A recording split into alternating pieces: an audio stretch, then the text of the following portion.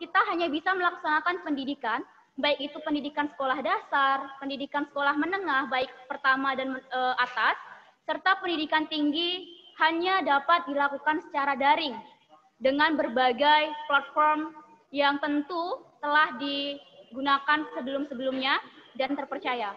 Seperti kita menggunakan Zoom Meeting, atau mungkin di lain kesempatan bisa menggunakan Edmodo, Google Classroom, Google Meet, dan lain sebagainya. Nah, teman-teman sekalian, pasti kita juga menemui kesulitan dan kemudahan, atau keunggulan dan kelemahan akan sistem pendidikan yang sekarang, yakni sistem daring, karena kita juga belum tahu sampai kapan kita bisa berkumpul dan bertatap muka seperti biasa. Nah, telah hadir bersama kita yang telah saya sebutkan, Bapak Dr. Samsul Hidayat, MA. Beliau ini adalah pemateri kita untuk materi ini. Saya akan membacakan CV beliau. Yang pertama, Bapak Samsul lahir di Singkawang pada tanggal 15 November 1973. Bapak Samsul bekerja sebagai dosen dan wakil direktur pasca sarjana Universitas Islam IAIN Pontianak. Riwayat pendidikan beliau adalah menempuh pendidikan tinggi di Universitas Muhammadiyah Surakarta lulus pada tahun 1997. Kemudian Universitas Gajah Mada Yogyakarta pada tahun 2005. Dan yang terakhir adalah Universitas Islam Sunan Kalijaga lulus pada tahun 2013. Riwayat pelatihan dan organisasi beliau sangat banyak, dan saya rasa beliau ini patut dijadikan tauladan kita untuk mengejar mimpi dan menempuh pendidikan setinggi-tingginya. Jadi daripada kita membuang waktu, saya banyak bicara, langsung saja kepada Bapak Dr. Samsul Hidayat MA, layar saya persilahkan.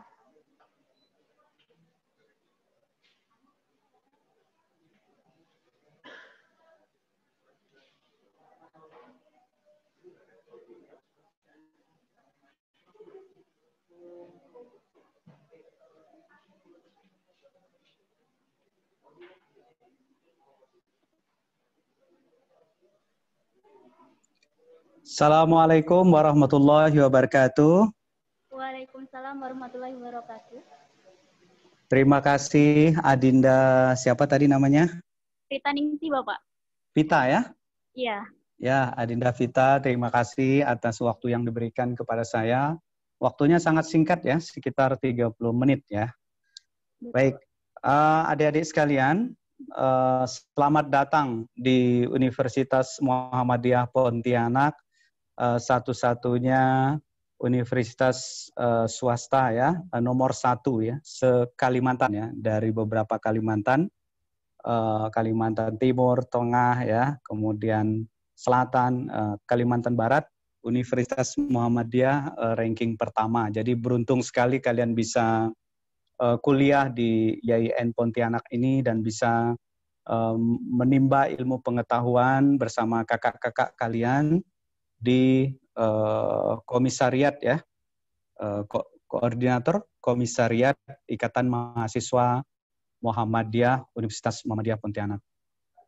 Baik adik-adik, sesuai dengan tema yang diberikan kepada saya terkait dengan dinamika pendidikan, saya menambahi temanya dinamika pendidikan dan peran mahasiswa Universitas Muhammadiyah Pontianak di masa pandemi.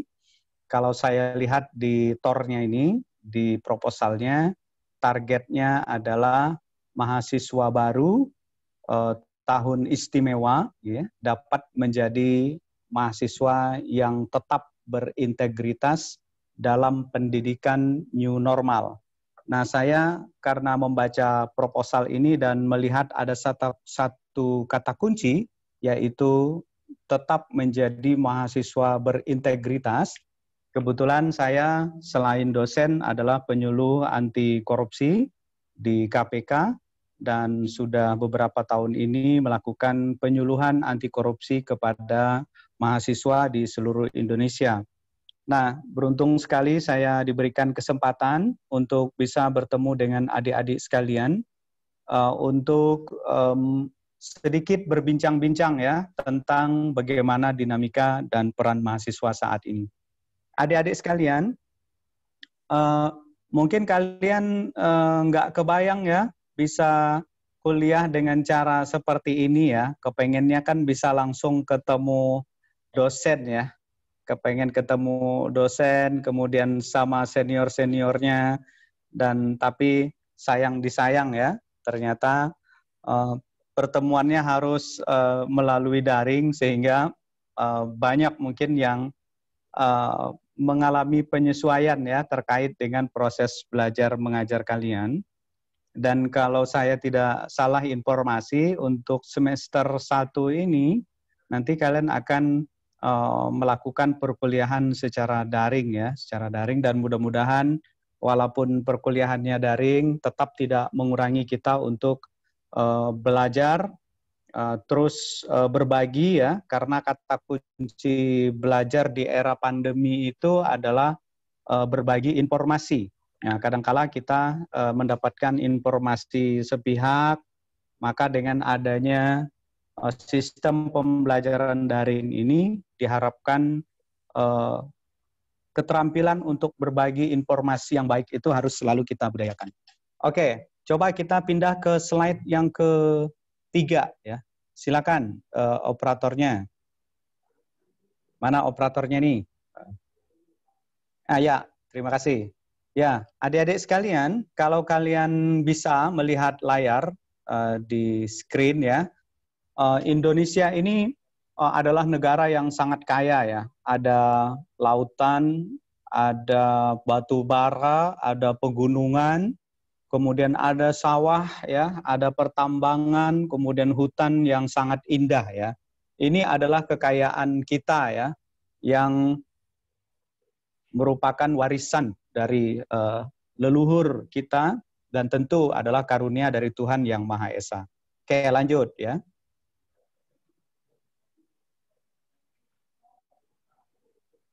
Nah, kekayaan tadi ternyata berbanding terbalik ya dengan kondisi kita hari ini ya.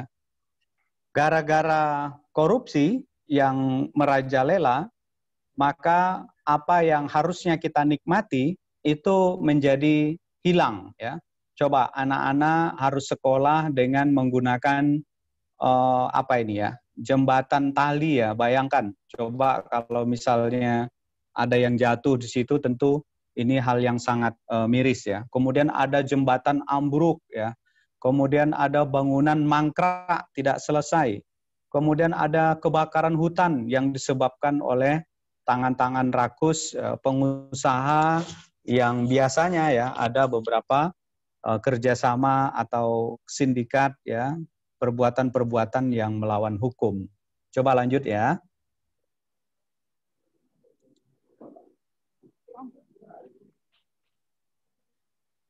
Nah, dan mirisnya di negara kita ini, para pelaku koruptor itu ternyata muda-muda.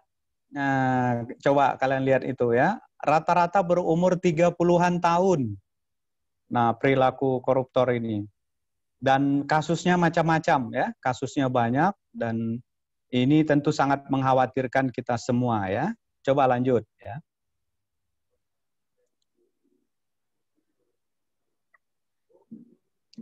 Bahkan bukan hanya usia muda, tapi suami istri. Nah, suami istri juga ada yang terlibat korupsi. Misalnya nanti adik Sunarti ya, adik Sunarti yang dari Fakultas FAI ini ya, Fakultas FAI ya, kemudian punya suami dari Fakultas apa ini, Ekonomi ya, ada Yuniar misalnya kok ditakdirkan jadi suami istri gitu ya. Nah, mudah-mudahan ya, jangan sampai nanti ketika kalian sudah jadi suami istri, jadi pejabat, jangan sampai seperti mereka-mereka ini yang pakai jilbab ya. Jadi tidak jaminan ya, mereka yang agama-agama tertentu tidak ada jaminan. Kalau memang mentalnya korup, maka koruplah dia. Oke, lanjut ya. Nah, adik-adik coba kita bayangkan, kalau adik-adik nanti memiliki negara yang bebas dari korupsi ya. Kebayang nggak misalnya 25% penduduk Indonesia bisa kuliah.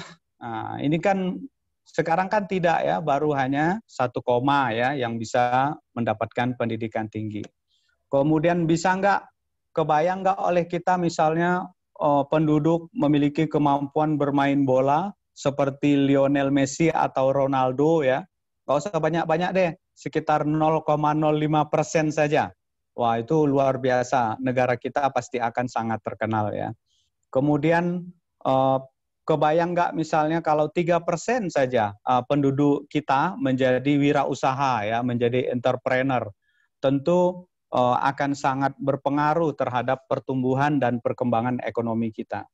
Nah, bayangkan misalnya jika seluruh penduduk Indonesia terjamin kesehatannya, kalau mereka sakit bisa berobat gratis ya, selama ini sering mengalami hambatan ya, walaupun sudah ada program ini, program itu, tapi ternyata gara-gara segelintir orang yang melakukan praktek korupsi, berpengaruh terhadap kesejahteraan bangsa secara keseluruhan. Oke, lanjut ya.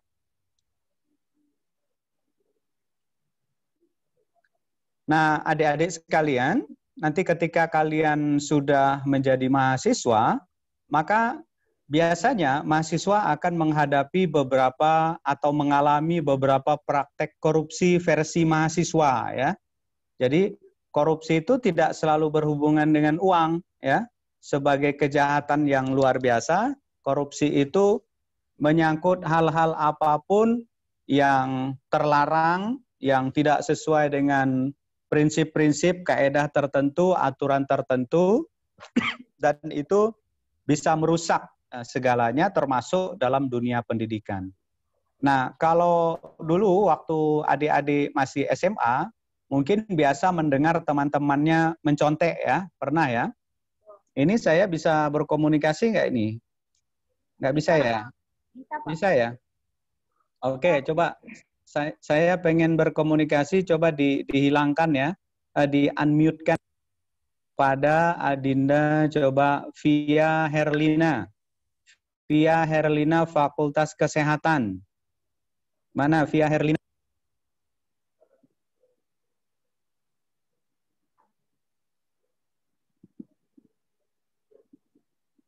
Via Herlina Fakultas Kesehatan.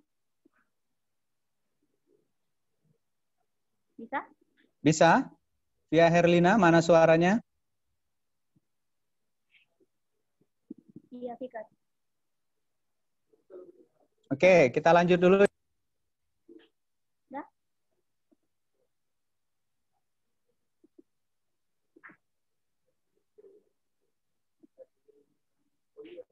Halo Kak Via Herlina dari Fakultas Kesehatan. Boleh ya kita hidupkan mic-nya supaya kita dapat berkomunikasi dua arah?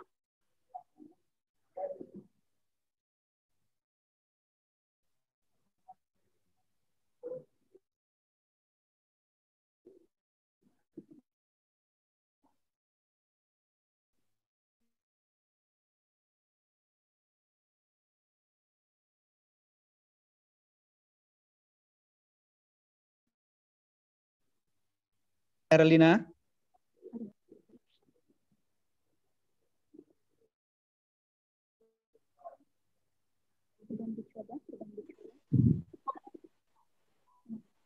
Oh, nggak bisa Pak, kayaknya si... Oh, bisa ya? Halo. Halo Kak Via Herlina.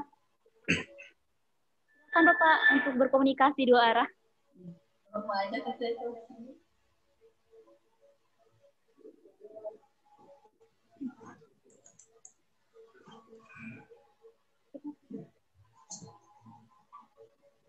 Bang. Bapak. Bapak bisa.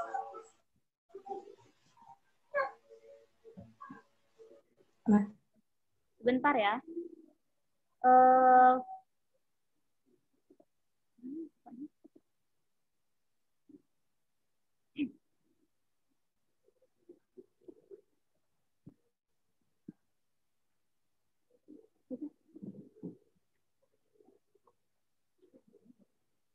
Bapak, kita telah bisa berkomunikasi dengan Mas Tawati via Herlina.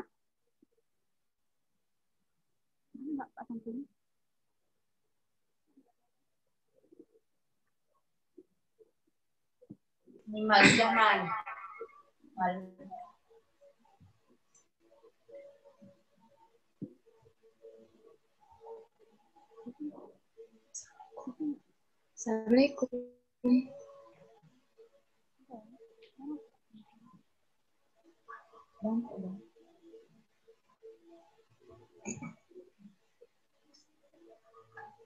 Bentar ya.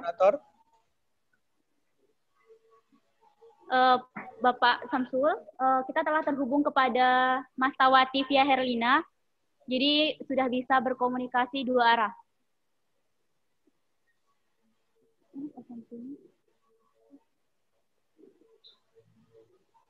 Assalamualaikum, Pak. Ya, waalaikumsalam. Sebentar ya. Sepertinya ada masalah teknis. Jadi, Bapak, kita telah terhubung kepada Mas Tawati via Herlina. Jadi, telah bisa berkomunikasi dua arah, Bapak.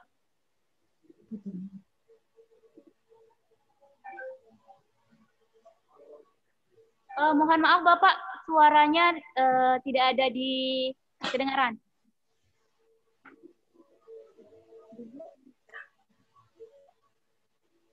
Itu apa tadi kami tadi Bu?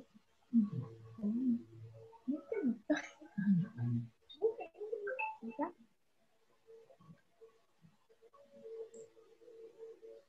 Itu kamu.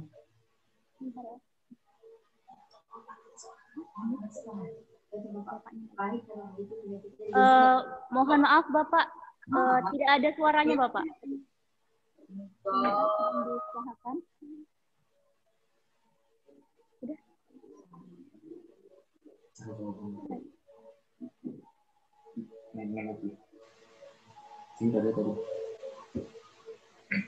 Ya.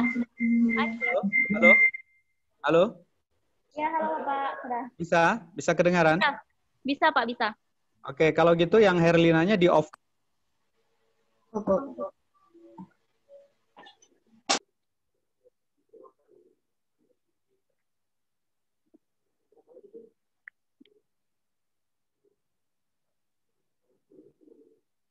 Suaranya hilang lagi, Pak.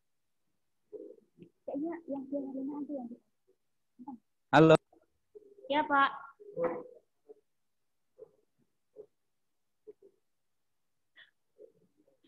Sepertinya tidak bisa itu, Pak. Headsetnya. Putus-putus soalnya, Pak.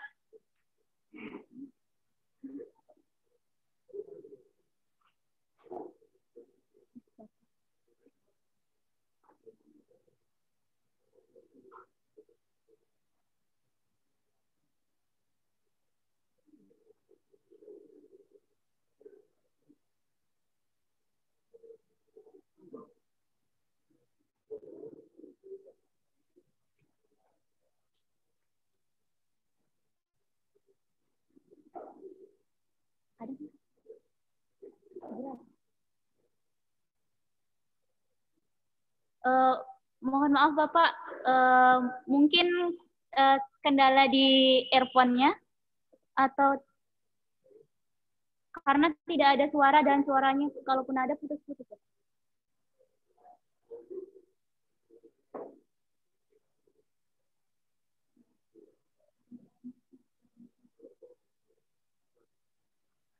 Suaranya kedengaran, halo? Ya Pak, alhamdulillah sudah jelas. Oke, kalau gitu saya lanjutkan dulu ya. Iya Pak. Oke, adik-adik sekalian, praktek korupsi di lingkungan mahasiswa itu bisa dilakukan dengan banyak cara ya. Di antaranya adalah plagiat ya. Kuliah di era pandemi ini tidak mudah ya, karena pengawasan dosen akan sangat kurang ya terkait dengan bagaimana melihat karakter mahasiswa secara langsung ya, karena dalam mata kuliah itu dalam SKKNI ya, jadi ada pengetahuan, kemudian ada keterampilan ya, dan ada sikap ya. Jadi sikap itu juga sebenarnya dilihat oleh dosen untuk menilai mahasiswa. Nah, tapi dalam perkuliahan daring, tentu ada beberapa hal yang akan bergeser, akan berubah. Nah, di antara praktek-praktek yang mungkin akan sering terjadi di lingkungan mahasiswa pada saat kuliah di era pandemi ini adalah praktek plagiat ya. Nah, plagiat ini adalah upaya untuk menjiplak tulisan orang, karya orang, tapi tanpa diolah ya, diolah lalu tanpa dikutip pandangan mereka atau sumber tulisan mereka tanpa disebut, lalu ditulis seperti tulisan sendiri. Nah, plagiat ini banyak biasanya ditemukan pada saat dosen memberikan tugas pembuatan makalah. Nah, pembuatan makalah karena tidak terpantau secara intensif, nah seringkali mahasiswa melakukan plagiat untuk mempercepat atau mempermudah yang bersangkutan membuat makalahnya. Nah, ini tentu dilarang ya dalam praktek pendidikan, di mana budaya plagiat itu adalah salah satu contoh budaya korupsi yang itu kalau dibiasakan, nanti kita akan terbiasa juga untuk melakukan praktek-praktek plagiat di lingkungan yang lain. Nah, kemudian ada juga korupsi misalnya terlambat datang ya pada masa perkuliahan.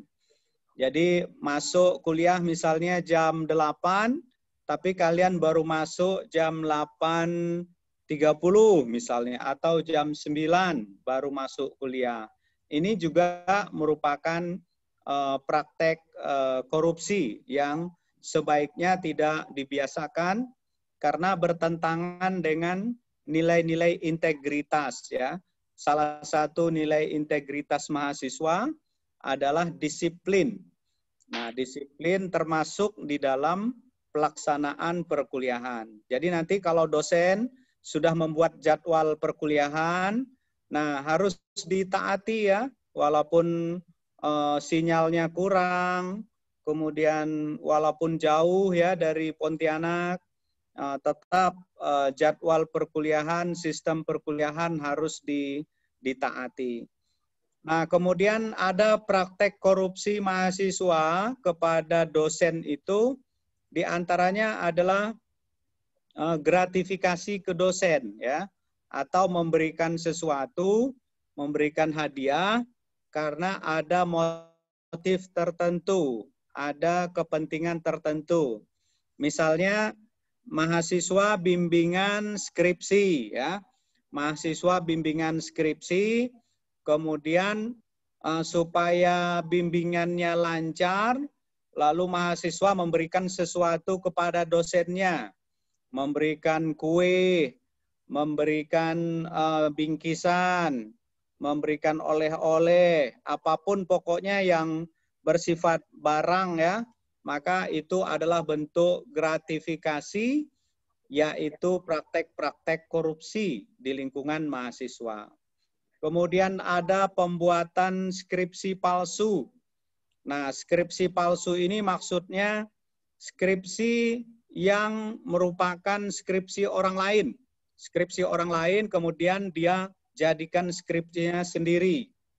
Misalnya kita mencari skripsi di tempat lain, kita beli, kemudian atau menyuruh dosen tertentu, dosen-dosen di luar kampus kita misalnya dicari dosen-dosen atau orang yang bisa membuatkan skripsi yang itu bukan karya mahasiswa sendiri, bukan tulisan mahasiswa sendiri.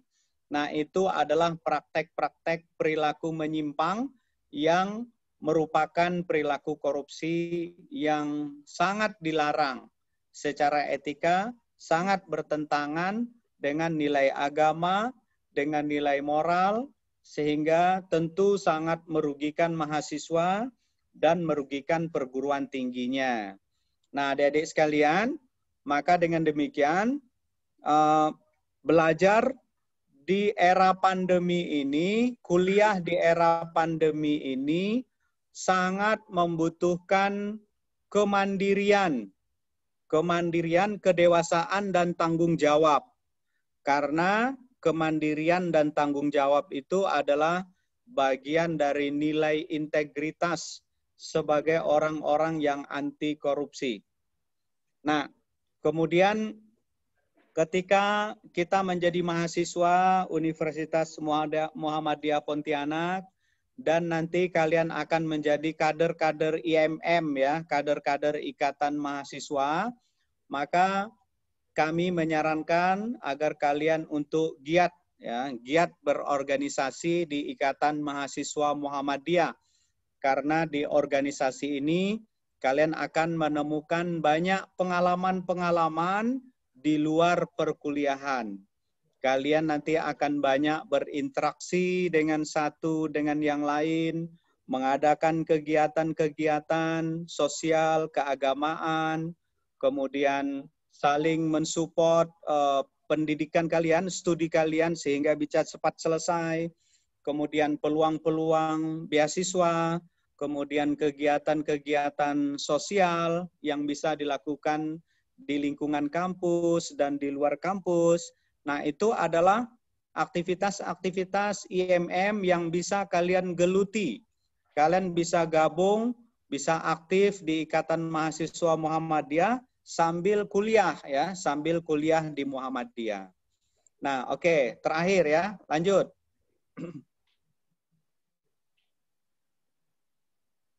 Oke, satu lagi.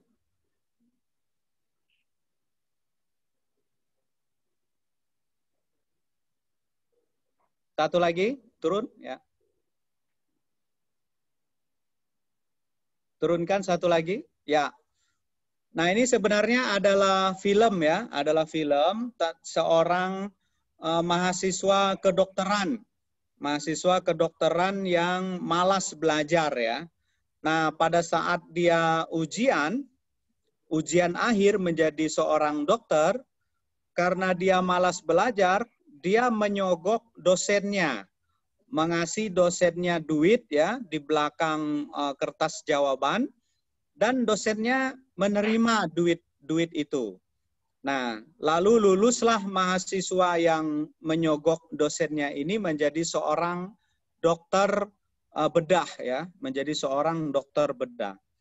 Nah, pada satu ketika ada seorang pasien, ibu-ibu yang sedang mau melahirkan, tapi pendarahan ya. Lalu dia ke rumah sakit, bertemulah dengan dokter yang tadi ini, dokter yang baru ini. Ketika dokter itu hendak membedah ibu tadi, karena pengetahuan dia tentang membedah itu kurang, karena dia waktu belajar itu malas, dan dia hanya suka menyogok dosennya. Begitu dia praktek membedah, dia kebingungan, sampai akhirnya ibu tadi perdarahan lalu meninggal dunia. Ibu tadi meninggal dunia dengan bayinya itu juga meninggal. Begitu dokternya dengan perasaan bersalah, kemudian dia keluar dari ruangan, dia bertemu dengan bapak dosen tadi yang dikasihnya uang itu. Ternyata bapak dosen itu adalah suami dari ibu tadi yang meninggal dunia karena dia salah di dalam menangani pasien. Nah, apa yang bisa kita dapatkan dari cerita ini? Ternyata perilaku korupsi yang dilakukan oleh siapa saja itu tidak hanya merugikan dirinya sendiri, tapi juga merugikan orang lain, termasuk keluarga kita, termasuk lingkungan kita, sehingga praktek-praktek korupsi di lingkungan mahasiswa ini sangat bertentangan dengan nilai-nilai moral, dengan nilai-nilai agama. Sehingga adik-adik sekalian, menjadi mahasiswa Muhammadiyah harus dapat menunjukkan nilai-nilai integritas ya. Menjadi mahasiswa Muhammadiyah harus menunjukkan nilai integritas. Salah satu nilai integritas adalah ini. Nah, siapa yang bisa baca nih? Moderator bisa baca ini apa tulisannya?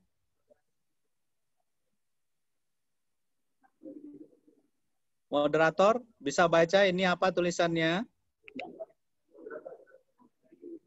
Berani. Yang pertama adalah berani jujur. Ya, berani jujur hebat ya. Nah, berani jujur hebat. Nah, mahasiswa Muhammadiyah harus bisa mempraktekkan sifat jujur ya. Jujur dalam kehidupannya sehari-hari. Nah, beberapa nilai integritas itu berani ya, kemudian jujur, disiplin, adil, ya, kemudian kerja keras, tanggung jawab, dan sederhana adalah sifat-sifat yang harus dimiliki oleh mahasiswa Muhammadiyah. Oke, seandainya ada diskusi, saya buka ruang pertanyaan sebelum saya tutup ya. Silakan, saya kembalikan ke moderator. Oke, baik Bapak. Terima kasih atas materi yang luar biasa. Nah, bagi Mas Tawan dan Mas Tawati yang masih bingung tentang dinamika pendidikan dan kepo tentang apa yang disampaikan oleh Bapak, boleh dibuka sesi tanya jawab dengan menggunakan fitur raise hand. Silakan tekan fitur raise hand untuk bertanya. Nanti operator akan mengaturnya.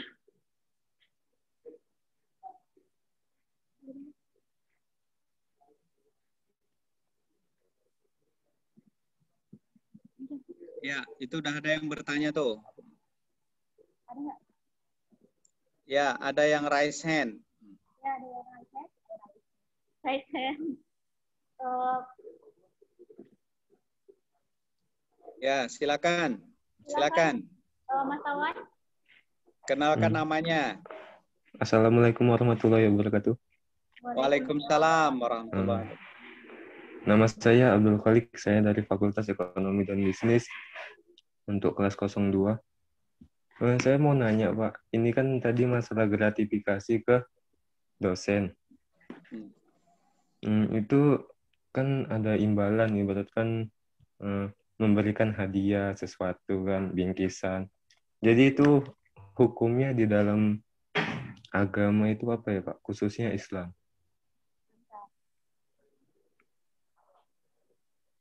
Ya. Apa sudah deh? Haram? Ya. Sudah ya? Sudah ya kalau Mas Tawan. Terima kasih Pak. Ya.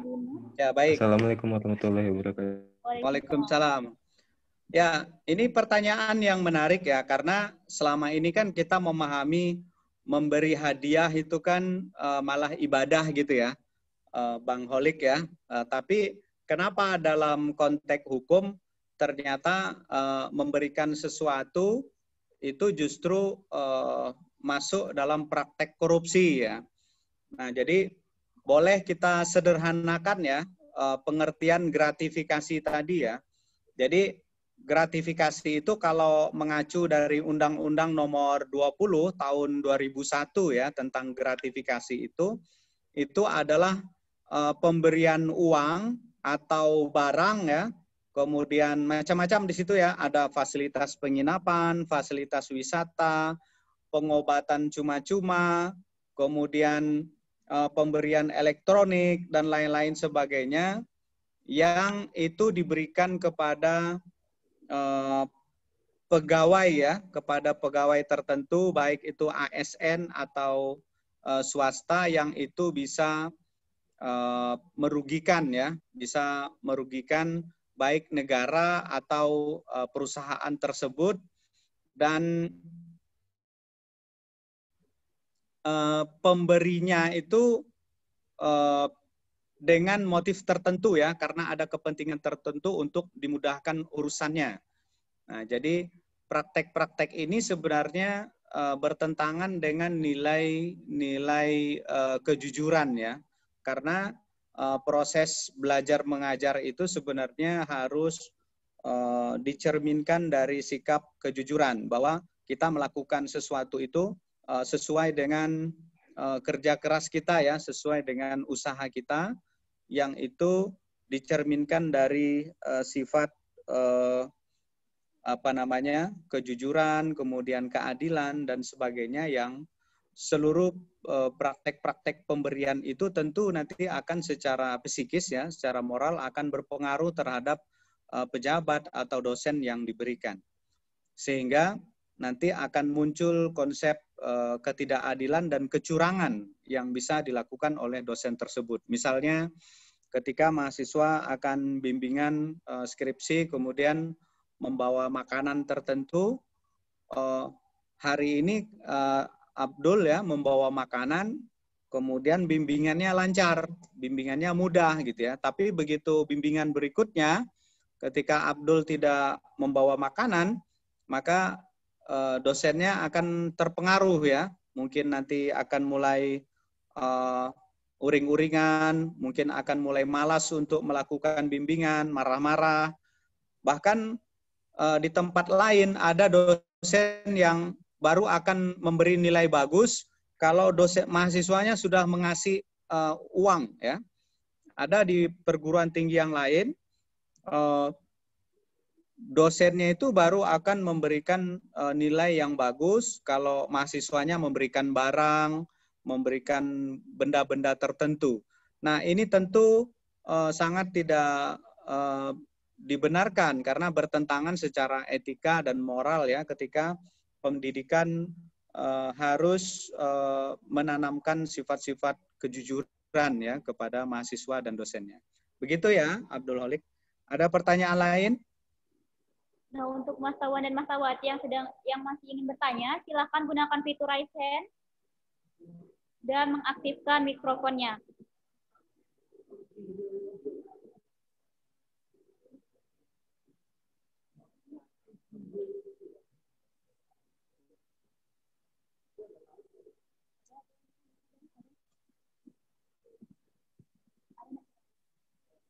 Ya, siapa lagi? Silakan. Ini ada 3 orang nih. Diaktifkan mikrofonnya.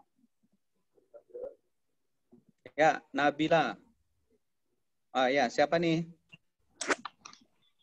Assalamualaikum warahmatullahi wabarakatuh. Waalaikumsalam warahmatullahi wabarakatuh. Saya Nabila Oktaviani dari Fakultas Ekonomi Bisnis ingin bertanya, bagaimana cara UNIF khususnya untuk Universitas Muhammadiyah Pontianak meminimalisasikan terjadinya korupsi mahasiswa? Oh ya, baik. Terima kasih Oktaviani, ini pertanyaan yang sangat bagus ya. Oktaviani, Universitas Muhammadiyah Pontianak adalah universitas yang didirikan oleh organisasi agama ya, organisasi Muhammadiyah, dan salah satu yang kita perhatikan, yang kita junjung tinggi adalah nilai-nilai integritas, kejujuran dari para dosennya, sehingga kami bisa meyakinkan Oktaviani bahwa dosen-dosen kita di Universitas Muhammadiyah Pontianak itu taat hukum ya, taat hukum dan menerapkan nilai-nilai kejujuran di dalam bimbingannya. Sehingga kalau nanti adik Oktaviani dalam perjalanan perkuliahan menemukan satu dari sekian ratus ya dosen misalnya, kok ada yang bermasalah terutama dalam hal gratifikasi ini, kemudian dia kebetulan pula yang terkena misalnya adalah Oktaviani misalnya gitu ya. Misalnya ketika Oktaviani sedang konsultasi dengan dosen, kok tiba-tiba ini kan perumpamaan saja ya, mudah-mudahan tidak ada ya. Nah, ternyata ada dosen yang kalau nggak dikasih sesuatu tuh dia males gitu ya, kemudian molor-molor, kemudian memberikan perlakuan yang tidak adil dan segala macam. Itu Oktaviani bisa melaporkannya ke prodinya ya, ke prodinya. Nah, ke kaprodinya atau ke sekretaris prodinya, program studinya silakan dilaporkan. Nanti pihak prodi akan menindaklanjutinya dengan melakukan pemanggilan ya kepada dosen yang bersangkutan untuk diberikan teguran supaya tidak melakukan hal-hal yang bertentangan dengan nilai-nilai integritas. Nah, kalau misalnya setelah diberitahu prodi masih juga misalnya tidak mempan misalnya, Oktaviani laporkan ke saya. Nah, kebetulan saya di Badan Pembina Harian ya, sampai hari ini masih merupakan ketua Badan Pembina Harian yang bertugas untuk melakukan pengawasan dan pembinaan terhadap pengelolaan Universitas Muhammadiyah Pontianak. Jadi sehingga nanti kalau ada hal-hal yang kira-kira bertentangan dengan nilai-nilai integritas, dan insya Allah tidak ada ya, insya Allah tidak ada. Tapi kalaupun nanti bertemu dengan perilaku-perilaku yang bertentangan, yang mengarah kepada perilaku korupsi misalnya, maka dapat disalurkan ya aspirasinya ke prodinya, ke sekprodinya, atau ke BPH-nya, silakan ya. Terima kasih Oktaviani ya. Oke, baik, terima kasih Mas Tawati Oktaviani. Berhubung waktu kita sudah habis, sayang sekali sebenarnya masih banyak yang antusias ingin bertanya. Baik. Tapi boleh pertanyaannya silahkan dicantumkan via chat. Nanti insya Allah akan kami jawab dengan terlebih dahulu berkonsultasi kepada Bapak Samsul. Sekali lagi terima kasih Bapak atas materi yang luar biasa dan mohon maaf bila ada kesalahan. Ya, sama-sama. Kita sebentar lagi akan sesi foto bersama. Silakan aktifkan kamera teman-teman semua. Nanti akan di screenshot ya. Jadi pasang wajah terbaik kalian. Kirim nanti ya. Iya Pak. 1, 2, 3. Lagi 1, 2, 3. Sip. Terima kasih Bapak sekali lagi atas materi yang luar biasa. Ya. Baik teman-teman, saya akan menyimpulkan. Jadi meskipun kita dalam keadaan terbatas karena menggunakan platform kuliah online dan pendidikan-pendidikan yang lain, tapi diharapkan teman-teman mahasiswa sekalian mampu untuk menjaga keintegritasannya. Jadi harus jujur, harus mandiri, jangan sampai melakukan praktek-praktek korupsi dan lain sebagainya seperti yang dijelaskan oleh Bapak tadi. Teman-teman tetap harus semangat meskipun dalam keadaan seperti sekarang ini yang menuntut banyak sekali hal.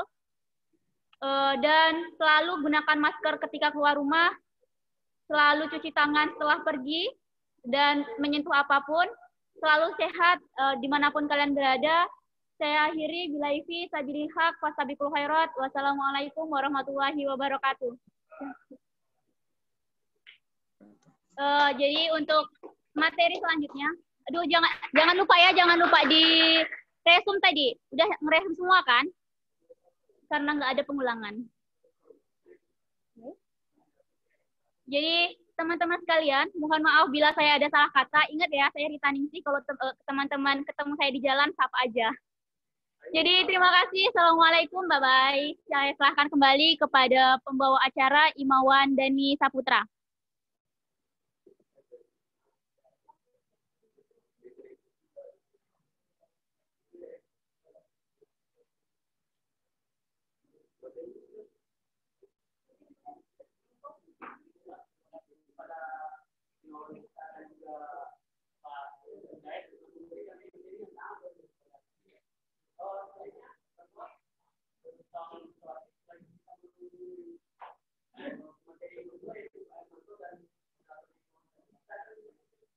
Video kata sambutan dari panitia yang mana akan ditampilkan sebentar lagi. Mohon diperiksa dan jangan kemana-mana dulu ya.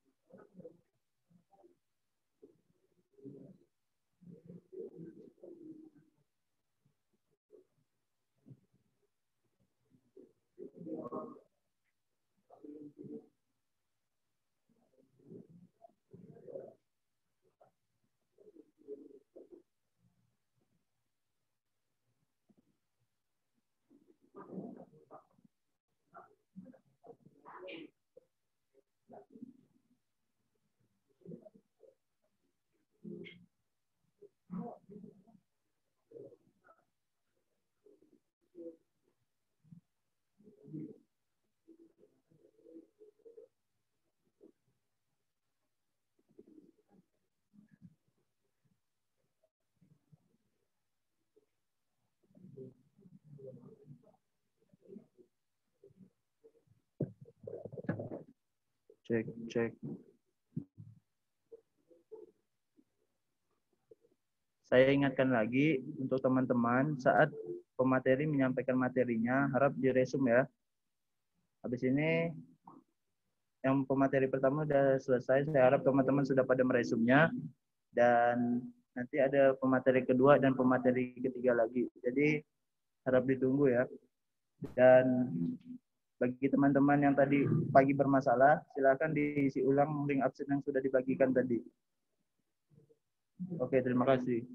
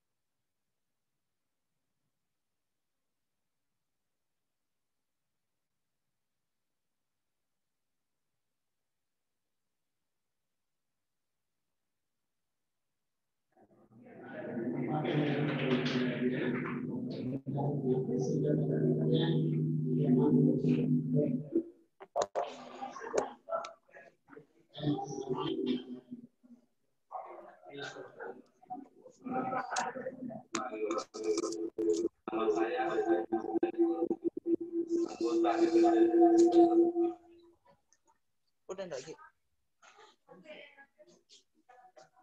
Senggol lagi kali itu. Oh.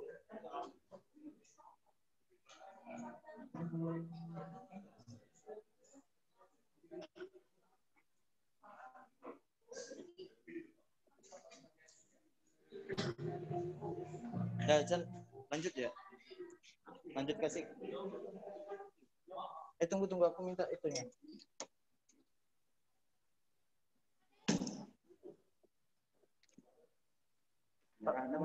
Bapak ada pakai materi apa? Ada langsung ya? Oh, langsung ya. Tunggu ya Pak. Nanti dipanggil sama moderator. Iya. Ini ada. Oh, langsung.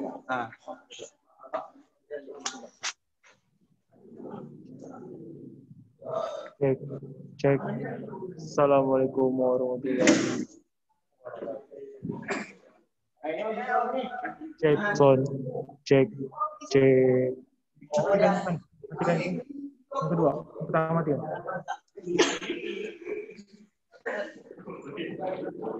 Cek.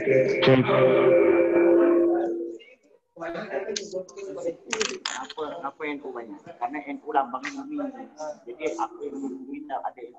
Dia lambang menarik, betul. Panas. Teman-teman, baiklah kita saat ini akan mengikuti acara selanjutnya yaitu penyampaian materi dari Bapak Hermanto yang akan dipimpin oleh Imawan Sandi. Sebelum itu, teman-teman masih ingat kan jargon kita? IMM Jaya, IMM Jaya, BM Jaya, Jaya. Dari itu saya akan mengajak kawan-kawan untuk mengucapkan jargonnya sekali lagi ya. IMM Jaya, IMM Jaya. Tepuk tangan untuk kalian semua. Saya serahkan kepada moderator yaitu Imawan Sandi. Imawan Sandi, waktu dan tempat dipersilakan. Oke,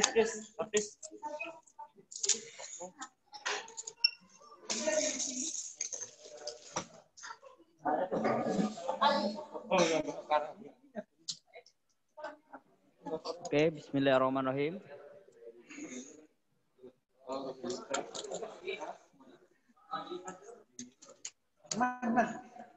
Bismillahirrahmanirrahim.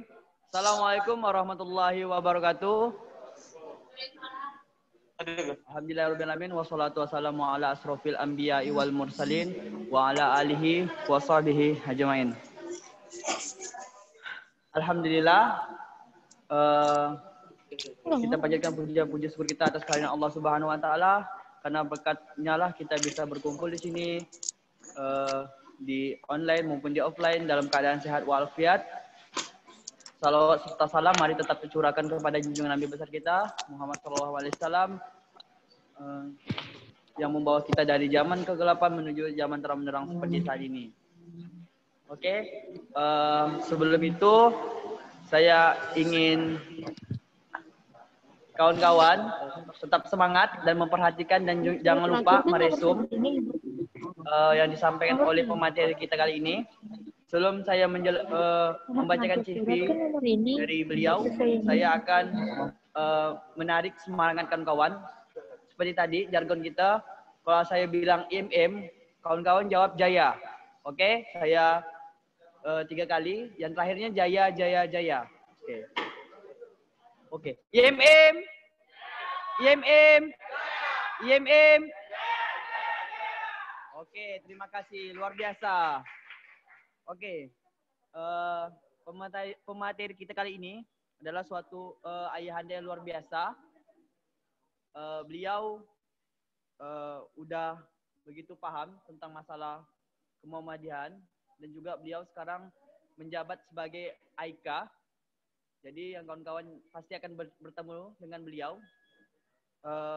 Nama lengkap beliau Haji Hermanto, MPDI, tempat tanggal lahir Sungai Pandan 14 Juli 1989, pekerjaan dosen PAI UM Pontianak, organisasi Sekretaris Majelis Tablik PWM Kalbar, Wakil Ketua PWPM Bidang Dakwah dan Pengkajian Agama. Untuk Bapak Hermanto, dipersilakan.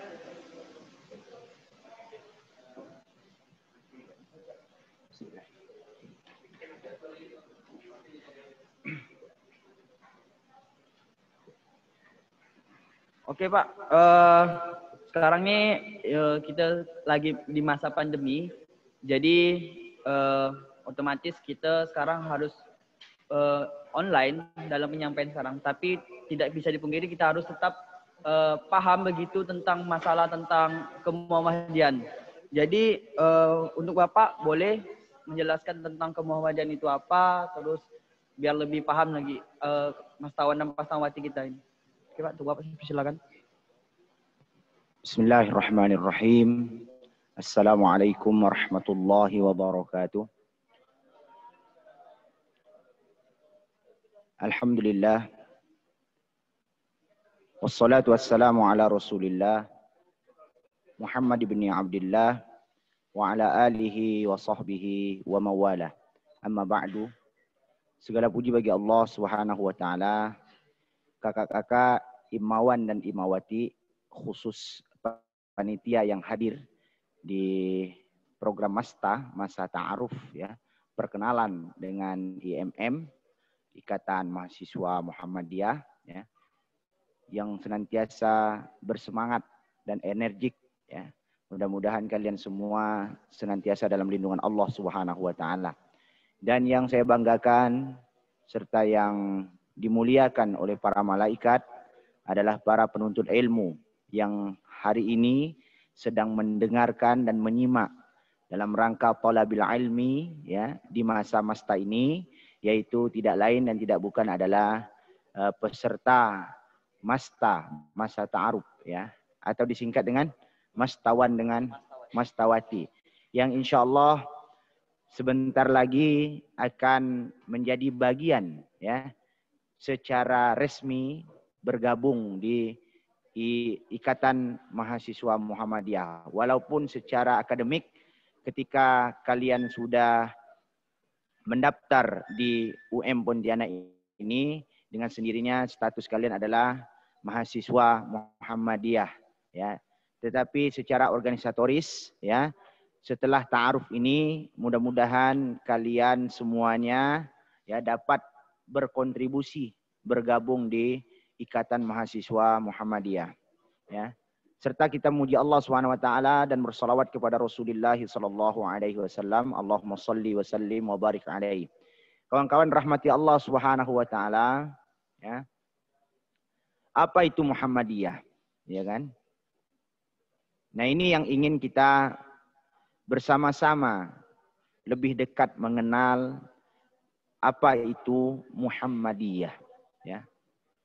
Nah, yang selama ini mungkin kita mengenalnya dalam siaran televisi, ya kan? Atau yang sering kita lihat ketika awal-awal menyambut puasa atau awal-awal menyambut Lebaran. Apabila ada terjadi perbedaan hari di dalam menyambut Lebaran atau puasa, yang beda itu Muhammadiyah. Ya kan? Jadi mengenal Muhammadiyah begitu sempit, ya. Kalau Muhammadiyah diukur dari itu saja, tentu 4 tahun terakhir ini tidak ada Muhammadiyah. Karena 4 tahun terakhir ini tidak ada perbedaan. Iya kan? Nah, jadi Muhammadiyah itu apa?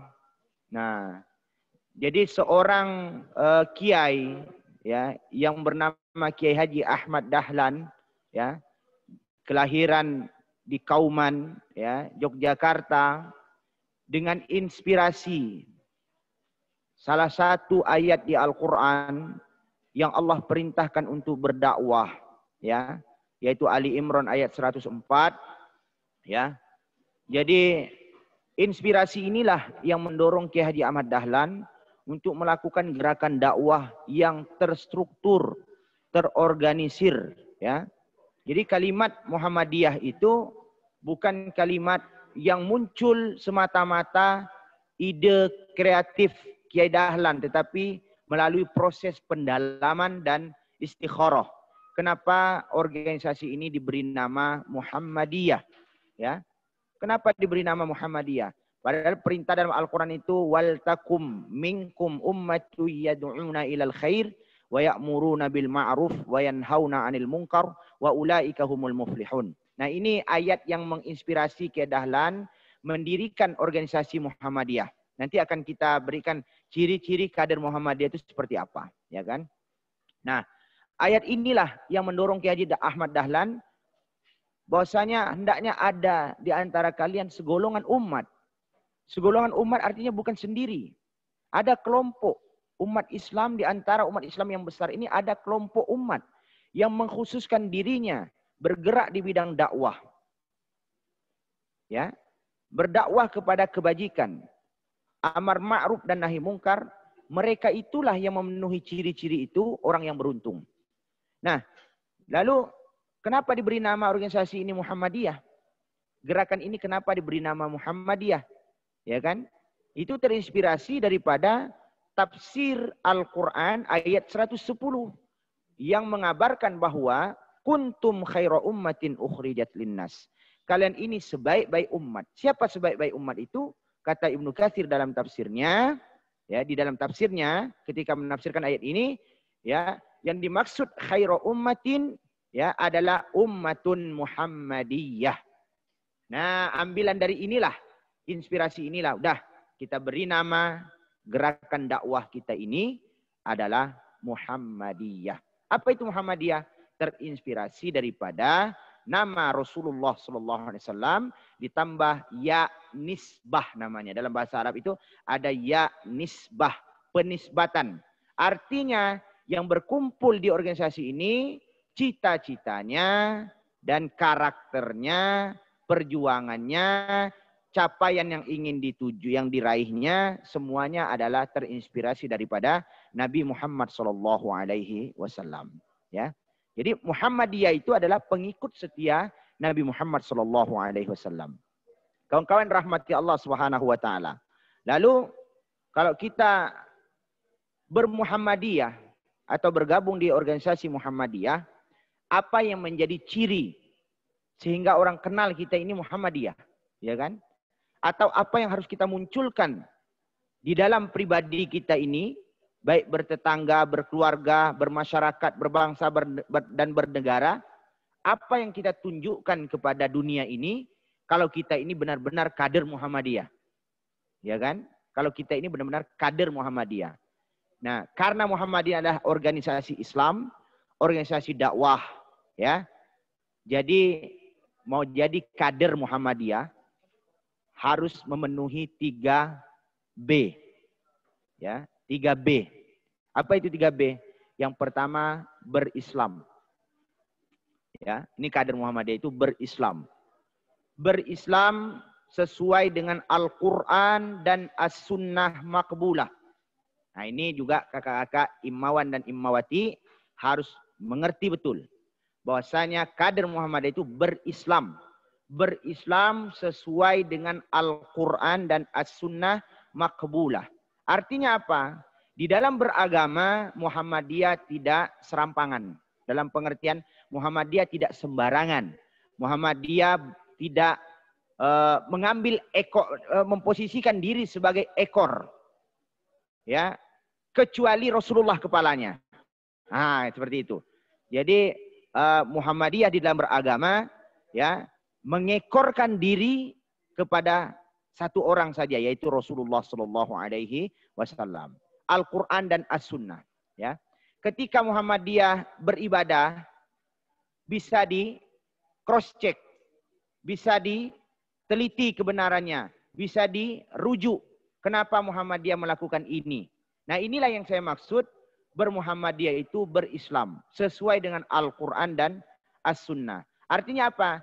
Ketika Muhammadiyah berislam, Islam yang dilakukan, Islam yang diamalkan oleh Muhammadiyah, Islam yang autentik, Islam yang murni, Islam yang original, Islam yang tidak dipengaruhi oleh apapun, baik pemikiran, ya, baik kebudayaan, baik kebiasaan, tidak, ya. Nah, maka menjadi kader Muhammadiyah mesti mengerti Islam yang sesuai dengan Al-Quran dan As-Sunnah, ya. Walaupun dalam praktiknya nanti di masyarakat, ya, Muhammadiyah juga akan memperhatikan, ya, yang namanya aspek-aspek toleransi.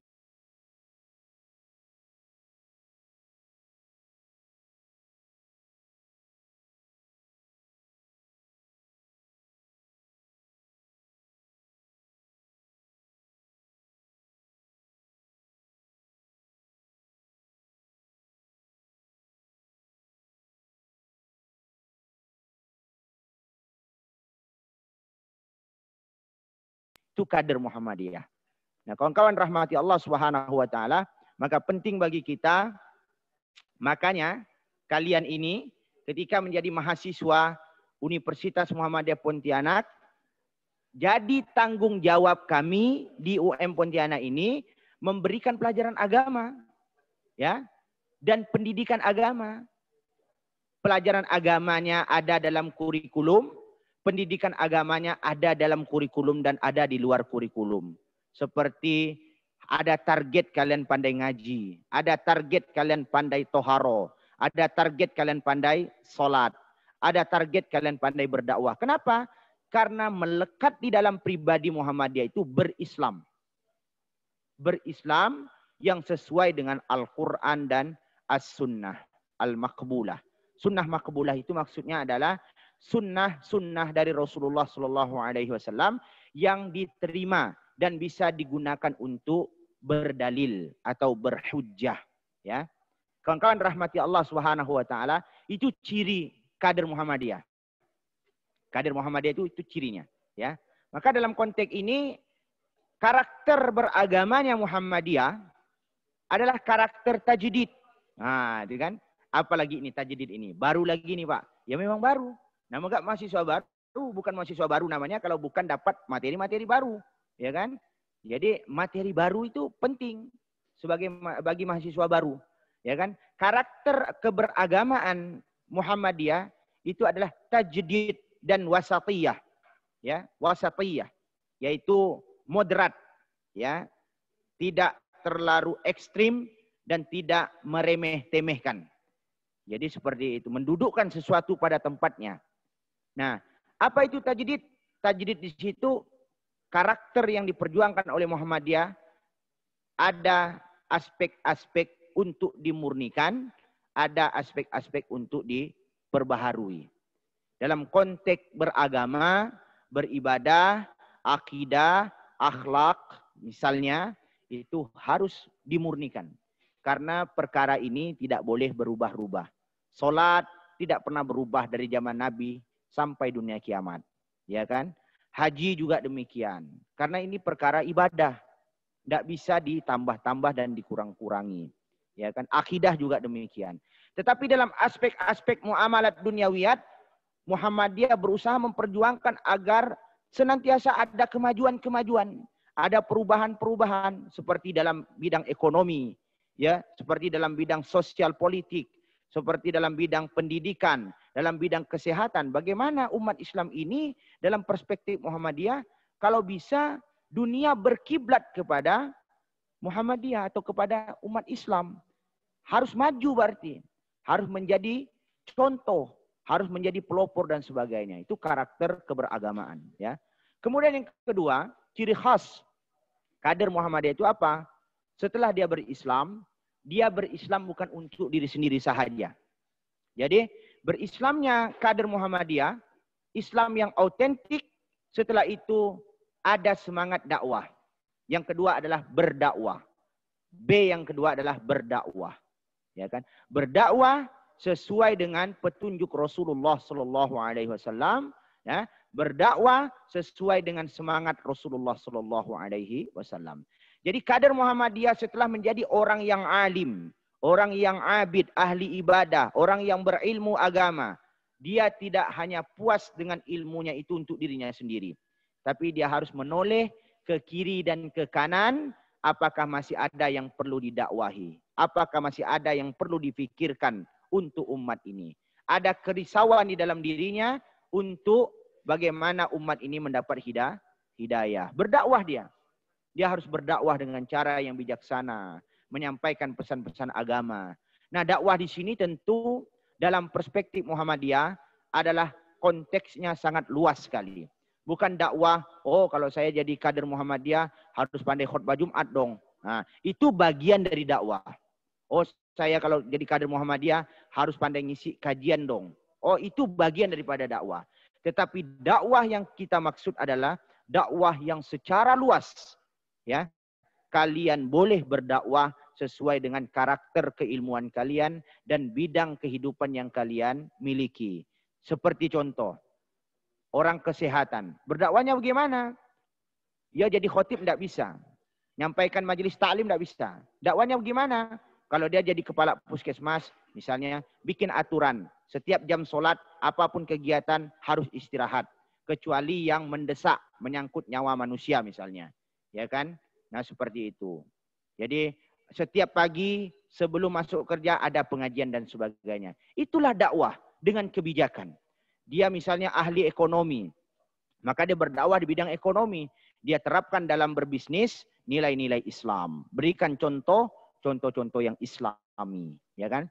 Jadi meskipun dia tidak mampu membuat orang masuk Islam, tetapi dia mampu mempengaruhi orang untuk Islami. Ya, beda ya Islam dengan Islami, ya kan? Kalau Islami ini bisa ditularkan kemana saja.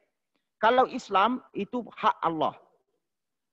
Ada masyarakat yang belum masuk Islam, kita sudah sampaikan dakwah, dia belum juga masuk Islam, itu hidayah dari Allah SWT. Tapi kalau untuk Islami, dia bisa contohkan kepada siapa saja. Kehidupannya di dalam bingkai Islam, jujur dan sebagainya. Itu dakwah. Dakwahnya jauh lebih luas. Kader Muhammadiyah setelah berislam, dia berdakwah. Kemudian yang ketiga, ya, dan ini menjadi ciri khas yang terakhir, dia berjamaah atau berorganisasi. Nah, di sini ya. Jadi dakwahnya itu bukan hanya sendiri-sendiri. Karena dakwah sendiri-sendiri ini sulit sekali mencapai tujuan. Saya kasih contoh. Ya, kita kasih contoh bahwa dakwah Muhammadiyah itulah dakwah yang terorganisir. Dakwah yang terorganisasi dengan baik itu terencana, terukur, dan besar capaiannya.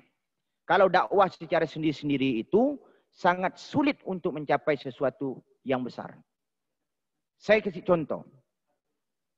Kalau ya dakwahnya Muhammadiyah itu sendiri-sendiri, saya kira sampai saat ini sulit untuk menghitung berapa yang sudah dibangun oleh Muhammadiyah berupa perguruan tinggi misalnya. Karena sendiri-sendiri.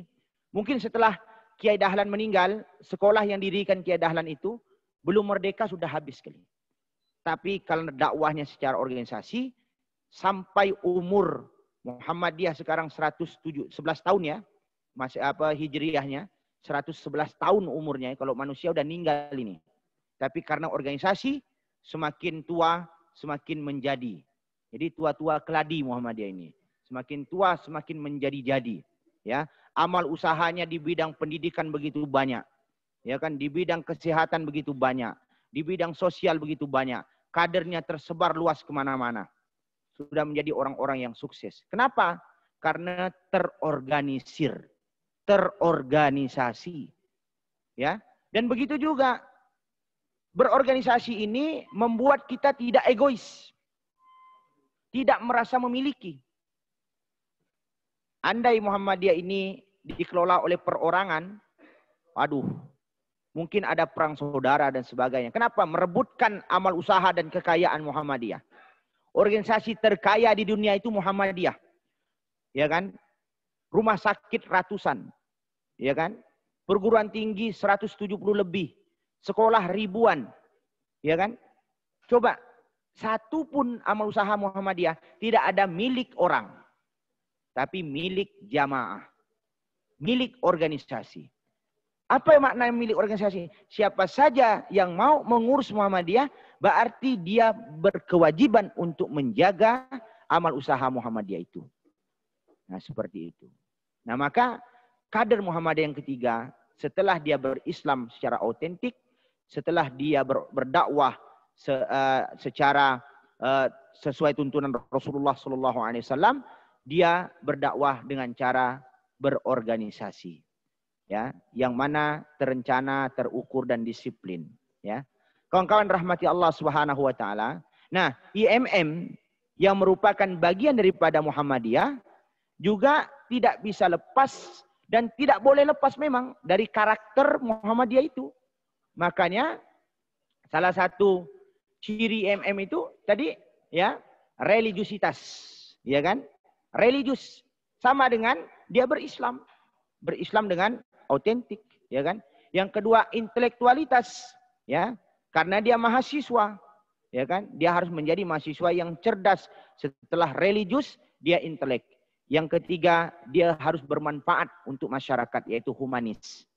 Ya. Dia harus menjadi sesuatu yang bermanfaat untuk masyarakat.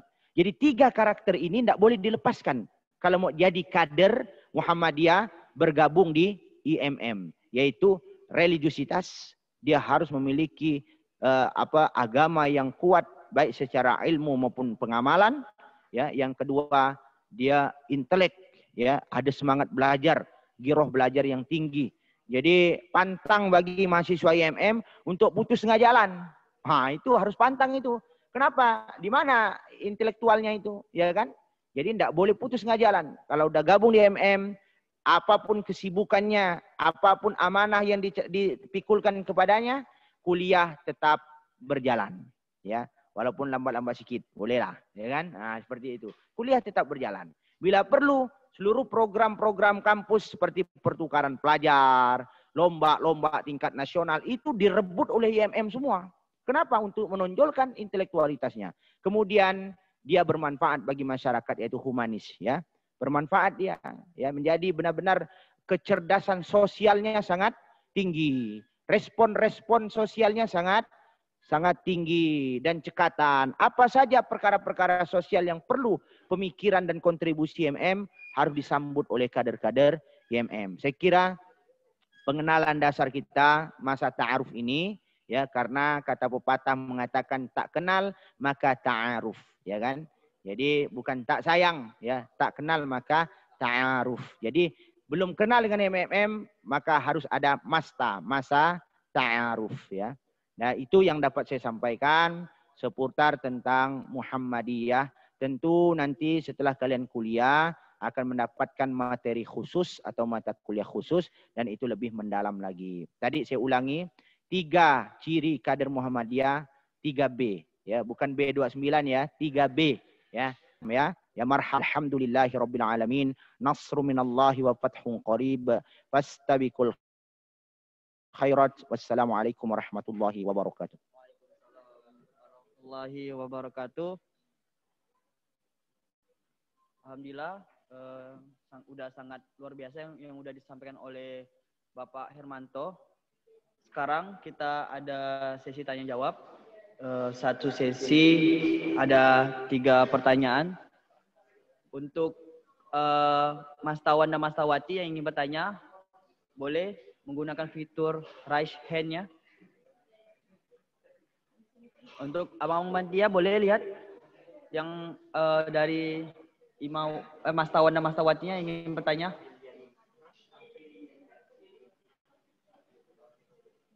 Yang ingin bertanya tentang seputar tentang Muhammadiyah ataupun Aika boleh juga.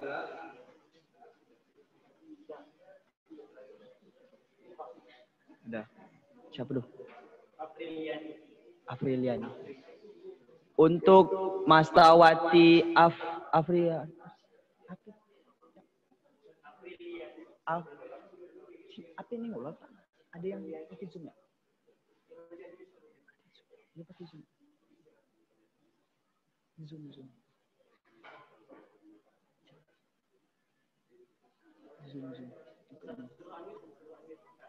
Assalamualaikum. Oke. Assalamualaikum warahmatullahi wabarakatuh. Waalaikumsalam warahmatullahi wabarakatuh. Perkenalkan, nama saya Afriliani dari Fakultas IFKIP. Ingin bertanya kepada Bapak. Banyak beranggapan tentang Muhammadiyah itu adalah sesat. Gimana menurut Bapak? Sedangkan Muhammadiyah itu memiliki 3B, berislam, berdakwah, dan boleh diulangi Kak? Agak putus-putus. Boleh ulangi Kak pertanyaannya? Banyak beranggapan itu adalah sesat. Mic-nya didekatin Kak di mulutnya Kak. Mic-nya didekatin di mulutnya. Ulangi jawabnya pelan-pelan ya Kak, santai. Nah. Oke, dari Kak mulai. Banyak beranggapan tentang Muhammad itu adalah sesat. Terus sedangkan Muhammadiyah itu ada 3B, berdakwah, berislam, dan berorganisasi. Gimana pendapat Bapak tentang pendapat masyarakat tentang Muhammadiyah itu seperti itu kebanyakan? Sekian, terima kasih. Oke, mungkin saya bisa menarik. Mungkin kalau ada kakak yang menurut saya kurang, gini. Pertanyaannya, pendapat Bapak tentang pola pikir masyarakat tentang Muhammadiyah. Biasanya kan banyak yang bilang kalau Muhammadiyah itu aliran sesat. Karena kan berbeda di masyarakat tuh. Kadang kita, Muhammadiyah kan tidak menggunakan kunut lah, contoh kecilnya. Tidak menggunakan kunut, sedangkan yang di masyarakat umum itu kan menggunakan kunut. Gimana menurut pendapat Bapak tentang pola pikir masyarakat seperti itu? Baik, terima kasih pertanyaannya. Tentang perspektif sebagian kecil, ya, saya katakan sebagian kecil karena saat ini saya kira Muhammadiyah itu bukan sesuatu yang asing lagi di masyarakat, ya. Untuk mengukur seseorang atau sesuatu organisasi itu sesat atau tidak, kita harus punya standar. Ya. Standarnya bukan kemauan kita. Ya kan? Karena yang berhak menyesatkan, ya, itu hanya standar Al-Quran dan Sunnah Rasulullah SAW. kalau standar kesesatan itu apa kata orang, ya, orang yang tidak beragama Islam mengatakan orang Islam itu sesat semua. Ya kan? Orang yang tidak beragama Islam pasti itu mengatakan Islam itu sesat semua. Kalau mati masuk neraka semua. Pasti. Kenapa? Karena dia tidak berkeyakinan seperti itu. Nah, sekarang pertanyaannya di internal Islam sendiri. Ya kan? Muhammadiyah organisasi Islam. Yang bergabung di Muhammadiyah semuanya orang Islam semua. Nah, ada misalnya sebagian masyarakat Muslim menganggap Muhammadiyah ini sesat.